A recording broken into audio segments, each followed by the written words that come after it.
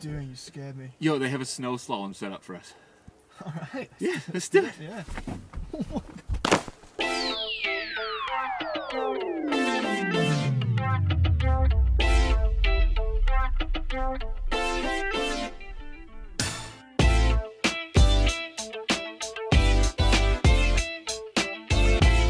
Compact, affordable, crossover.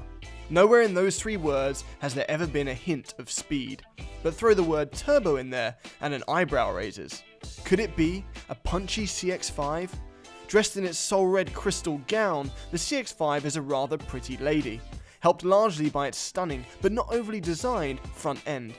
Testing today in its signature trim, we want to see if the CX-5's new changes finally complement its good looks. And if that means hooning it around a snowy playground course, then that's a sacrifice we're willing to make. Signature. Big word. What does it mean? Well, apart from having a bunch of interior goodies like heated and cooled seats, a 360-degree camera, and brown leather upholstery, and genuine Apache wood trim, the Signature is the CX-5's top trim all-wheel drive and can only be had with the new turbo engine. In Canada at least, the GT can also be optioned with the turbo, whilst the trims below it get the old naturally aspirated motor. So now, with Mazda's new turbocharged engine, it technically has the ability to blow away its competition on paper, all at a price tag of 40,950 Canadian. But how true is that in reality? You're watching Throttle House. My name is Thomas. And I'm James. And yes, this is the 2019 CX-5 with a turbo. Let's go see what it's like. Welcome to British Columbia, Canada, where we're testing the new 2019 Mazda CX-5 Signature Trim Turbo. On a back, snowy road. This is actually the perfect place to test this car because this is kind of the car that you would buy if you want to go skiing in the mountains. We have a roof rack with a snowboard on it right now. And if you wanted to just drive around town. There's lots of specs. It's like GX, GS, GT, Signature. So there's a menu to choose from. So the big number here and the important one to note is the torque number. So this car has 310 pound-feet of torque, which is almost double the trim below it. And that means that the CX-5 is torqueier than every car in its class. In fact, the torque is the number that they really focus on, not the horsepower, because the horsepower is actually, it will change depending on the octane of fuel you put in. And that's kind of the cool thing about it, is that it does not require premium. If you put premium in it, it will get more horsepower. If you put 87 octane in it, you'll get less horsepower. So you can choose. And they actually rated it for those horsepowers, which is nice. However, the torque figure stays the same all the way across the board.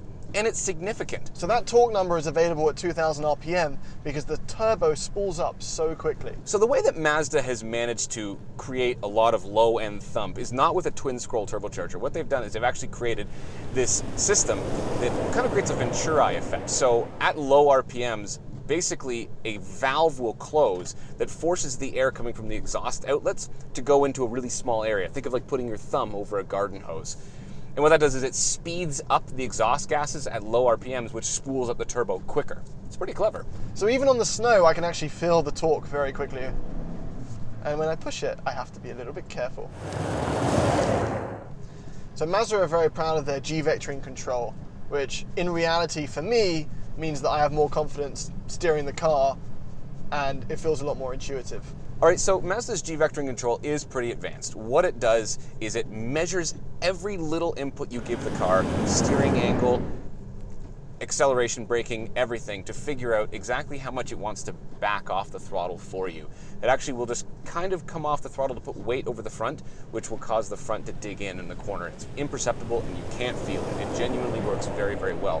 And they figured out a way to create a front-end grip on corner exit by applying brake to the front outside tire, which is, that's a good system. It seems to work. I mean, I don't like the idea of using brakes to make you go faster, but it really does work. And on a back road like this, what you really, really notice is that you're so confident. Like, this is a slick road. As far as comfort is concerned, remember this is the signature trim, so we have all the creature comforts you could possibly get with this car. It's fully loaded. And there are quite a few things as standard throughout all the models. So heated seats up front is now standard across the model line, but being in the signature trim, I have cooled seats as well. So this is an all year round car. There's a lovely combination of materials in here. We've got the leatherette surfaces, we've got black wood, and Mazda's trying to make this as premium as possible so they can compete in that sector, and I think it's a nice job.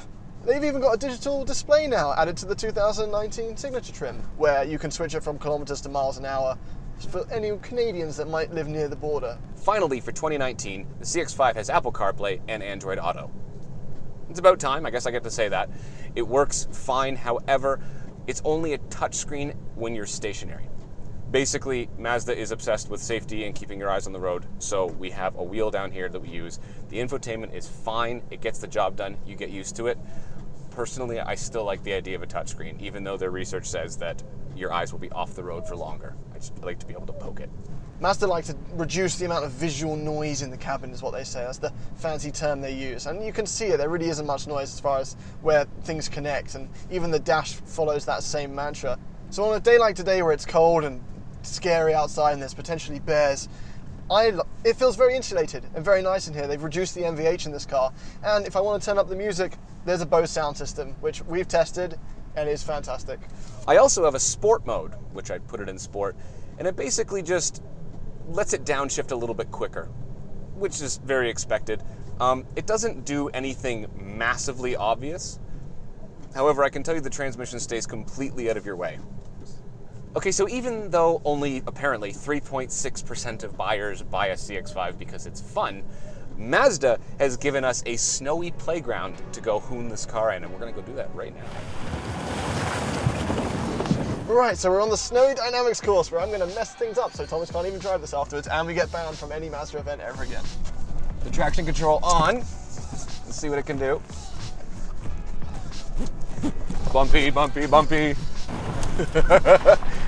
Oh, it's drift. It's drift in a CX-5. The C in CX-5 stands for drift. Don't question that. It really wants to tighten the line for you. It's really actually quite interesting how it does that.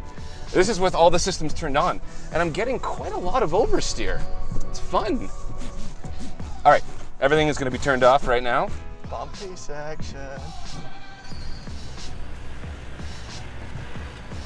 I didn't think you could smile in a CX-5. All this is teaching me is that I need to go pro drifting because I'm meant for bigger things. With the stability control completely off, it will allow the wheels to completely spin, which is nice. Even still, there's still some traction control, but the G-vectoring control seems to do its job. However, it's not putting as much power to the rear as I would really want, but it's just enough to rotate the car through the snow, which is fun. I'm having a good time in the CX-5. It just kind of continues a forward momentum, right?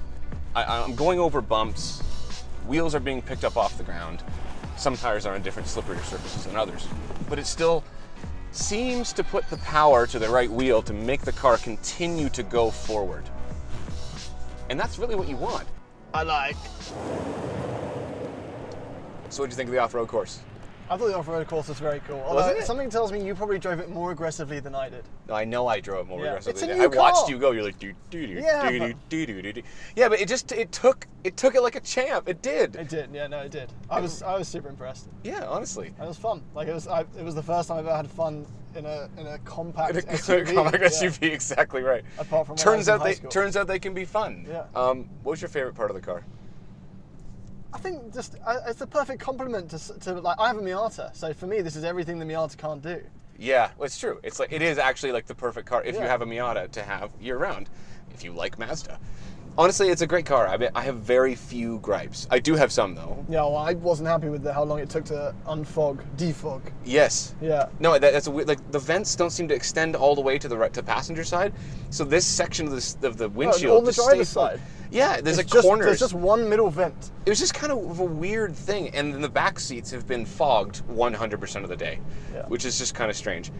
Also, I don't like the fact that you can never seem to open the trunk, no matter how hard you try. No. It has to be like, the car has to be locked, stationary, and you have to push and hold the button. You have to have your taxes filed. You have to have You have to turn the oven off at home. That's right. It just doesn't seem to want to let you in, and it gets a little bit frustrating sometimes. It's forgivable. It's forgivable. It's forgivable. It's got the nice heads-up display. Like even the brand new CX-3s still have the little pop-up plastic thing. Yes. This yes. is It has a probably- real heads-up display, which is nice. No, the car feels premium. It honestly feels premium. It makes you ask the genuine question: do you need an Audi? Do you need a BMW? Right? Well, that's the question Mazda want you to think. It is, and they did a good job You've with done that. it. You've drank the Kool-Aid, Thomas. No, honestly, it was unexpectedly torquey. It is a little bit throw your head back. These are very slippery roads. And it just puts the power just down. puts it down. It's yeah. really cool. It really, really is. They did a Yeah. good job with the all-wheel drive, and the engine is great. No problems. But I am curious to see how it does against things like the Tiguan and the Volvo XC40. Volvo XC40. Yeah. Stay tuned. What happened? Can you do a brake fall? No.